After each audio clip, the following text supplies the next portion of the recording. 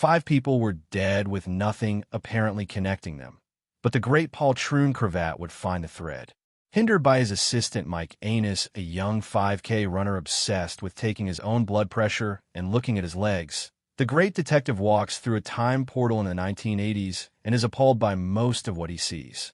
Taking a room with a confrontational view, he looks out of the window and sees the hotel forecourt plugged with miners and trade union bigwigs, an unseen hand beginning to paint the far corner of the frame.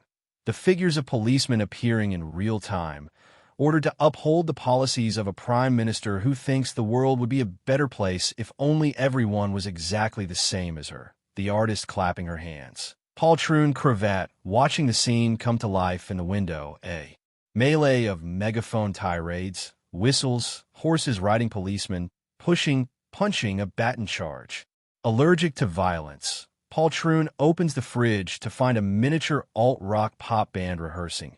Every song about crying, determined to take the naughties by storm. Leaving useless assistant Mike Anus on the floor of the suite, stretching his quads, the great detective heads down to the bar for an aperitif. Perusing the drinks menu, he is quickly disgusted by the foul-mouthed 90s bar staff. One guy, one girl, both early 20s, F-words needlessly inserted into every question they ask. Paul Troon requests a coffee and is immediately told the only drink he can order is a fucking Stella and a shot.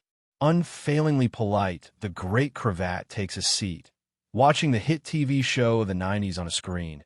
A total a-hole in a ginger wig and glasses, sitting naked in a bath.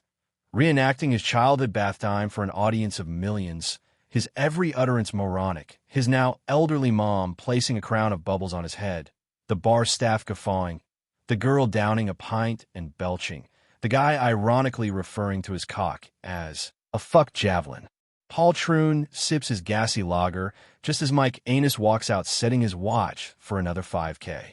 The solution to this crime lies somewhere, the great Paul Troon Cravat tells himself, but he'll have to time portal back to the 70s to find it.